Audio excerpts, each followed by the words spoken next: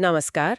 आज हमारे पास श्रेयस राजगोपाल की नॉवल गन बॉय उससे जुड़े कुछ इंटरेस्टिंग सोर्सेज हैं। मतलब नॉवल के कुछ हिस्से और उस पे जो रिव्यूज आए हैं वो। हम्म। ये कहानी है एक टीनेजर की जो खुद को कह सकते हैं मासूमियत, मोरालिटी और वायलेंस के सवालों के बीच पाता है। हाँ। तो आज हम इन सोर्सेस की थोड़ी गहराई में जाके ये समझने की कोशिश करेंगे कि इस नॉवल के मेन पॉइंट्स क्या हैं और पढ़ने वाले पर इसका असर क्या होता है। बिल्कुल।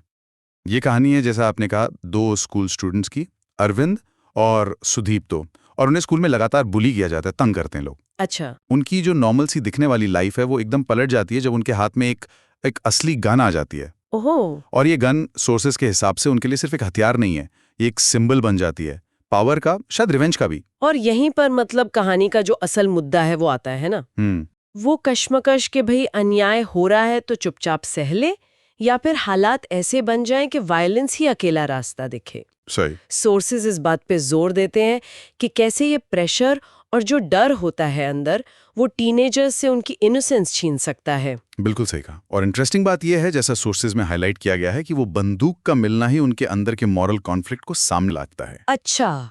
वो सिर्फ एक वेपन नहीं है, वो एक कैटलिस्ट है, एक ऐसी चीज जो उन्हें मुश्किल चॉइस लेने पर मजबूर करती है। नॉवल दिखाता है, जैसा रिव्यूज कहते हैं, कि कैसे छोटे शहरों में पावर का स्ट्रगल, डर का माहौल और ये बदले की भावना, ये सब मिलकर यंग लोगों को ऐसे रास्तों पर धकेल सकता है जहां से लौटना आसान नहीं होता। हाँ। तो ये सिर्फ उन दो लड़कों की कहानी नहीं है, ये उस पूरे माहौल की भी कहानी है जो उन्हें वैसा बनाता है। सही बात। अच्छा, अगर राइटिंग स्टाइल की बात करें तो सोर्सेज में इसे काफी तेज रफ्तार वाला थ्रिलर बताया गया है। हाँ। ऐसा कि मतलब कहानी आपको बांध लेती है और 400 पेज भी पता नहीं चलते। पेस काफी तेज है। और वायलेंस के सीन्स का जिक्र भी खास तौर पर है। एक रिव्यू में तो लिखा था कि लगता है जैसे खून और मांस के लोथड़े पन्नों पर बिखरे पड़े हों। ये तो काफी ग्राफिक लगता है। हाँ, ये डिस्क्रिप्शन दिखाता है कि लेखक ने वायलेंस को बहुत रॉ तरीके से दिखाया है, बिना किसी शुगर कोटिंग के। लेकिन इस तेज पेस और एक्शन के बीच भी, जैसा सोर्सेज बताते हैं, इमोशनल डेप्थ को मेंटेन किया गया है। अच्छा। कैरेक्टर्स का जो मतलब उनका जो डेवलपमेंट है, खासकर अरविंद और सुदीप्तो का, वो कहानी का एक मजबूत पहलू है। उनका डर, उनकी दोस्ती, उनका गुस्सा, सब धीरे धीरे खुलता है। और सिर्फ वो ही नहीं, स्कूल के बाकी स्टूडेंट्स, टीचर्स, उनके परिवार वाले, वो सब भी कहानी को लेयर्स देते हैं।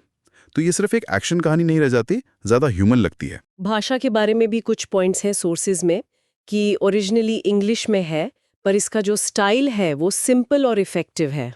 हाँ। रोजमर्रा की बोलचाल वाली भाषा यूज की है जिससे आम पढ़ने वाले को आसानी हो।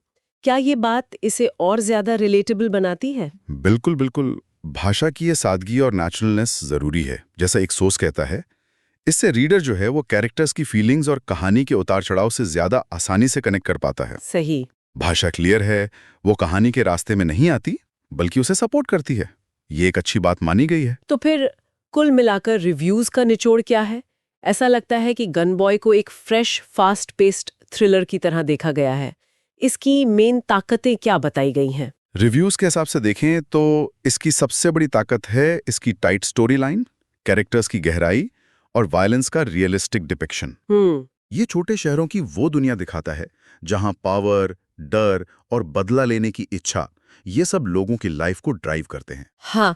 पढ़ने वाला कैरेक्टर्स के दर्द, उनकी कमजोरियों और उनकी ताकत से कहीं ना कहीं कनेक्ट कर पाता है। ओके। हालांकि एक क्रिटिसिज्म ये भी है कि कहीं-कहीं थोड़े क्लीशे या प्रीची से डायलॉग्स आ जाते हैं जो फ्लो को हल्का सा तोड़ते हैं। अच्छा, थोड़ी कमी भी है मतलब। हाँ, थोड़ी सी। लेकिन ओवरऑल सोर्सेस का कंक्लूजन यही है कि जिन्हें fast paced gangster style thriller पसंद है, उनके लिए ये एक दमदार नॉवल है। अपने बोल्ड सब्जेक्ट और ऑथेंटिक कैरेक्टर्स की वजह से याद रहता है। ये डिस्कशन वाकई नॉवल के कई जरूरी पहलू सामने लाता है, खासकर आजकल के यूथ पर जो प्रेशर है समाज का और उनके सामने जो मुश्किल नैतिक सवाल खड़े होते हैं। वो मासूमियत और हिंसा के बीच की पतली सी लाइन। और ये हमें एक गहरे सवाल पर सोचने को भी मजबूर करता है, जो कहानी के बैकग्राउंड से निकलता है, कि जब सिस्टम, समाज किसी को प्रोटेक्ट करने में फेल हो जाता है, तो क्या उस इंसान के पास अपनी रक्षा या जस्टिस के लिए वायलेंस के अलावा कोई और ऑप्शन बचता है? ये एक अनकंफर्टेबल सा सवाल है, जिसे ये नॉवल रीडर के जहन में छोड़ जाता है।